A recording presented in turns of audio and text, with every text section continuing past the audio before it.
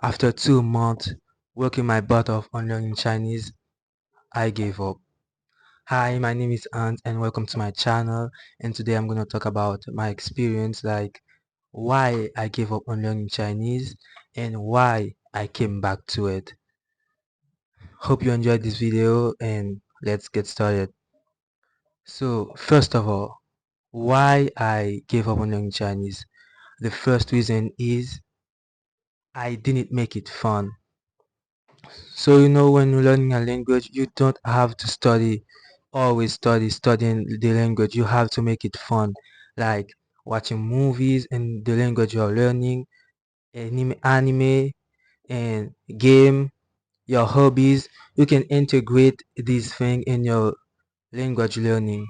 You just don't have to study this language to only study this language. You have to make it fun. So that was my first reason. I was just studying the language every morning and I wasn't enjoying it. And the second reason was that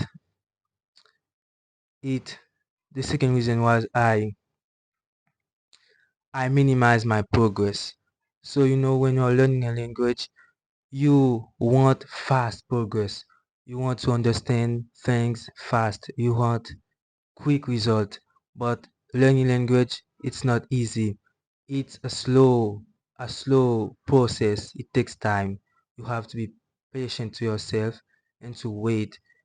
I minimize my progress because I thought I wasn't making any progress when I was trying to watch a movie and I couldn't understand.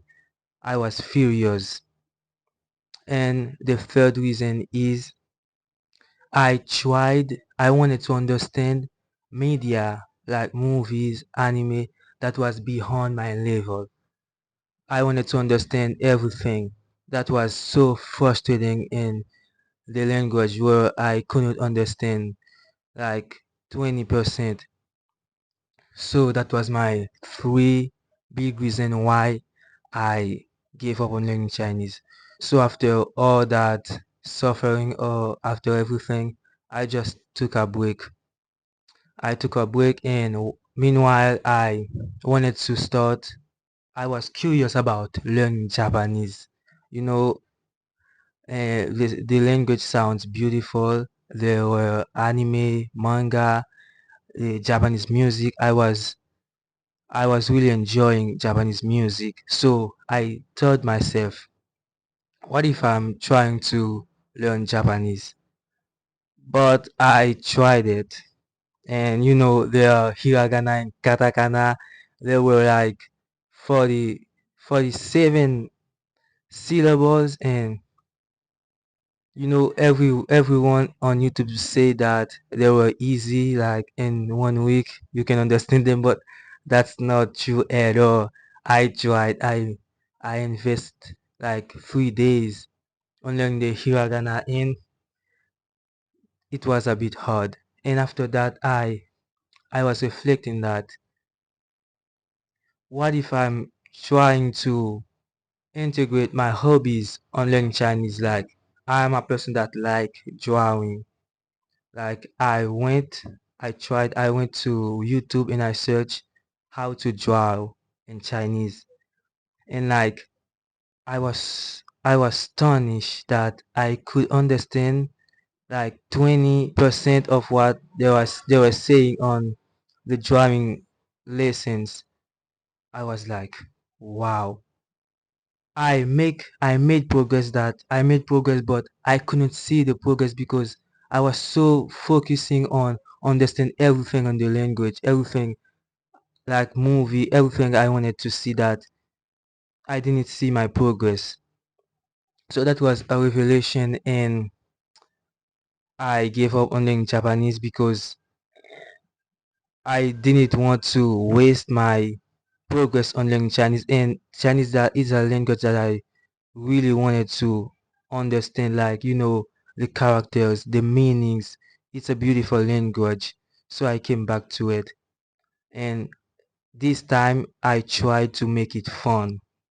Like I study only in the morning.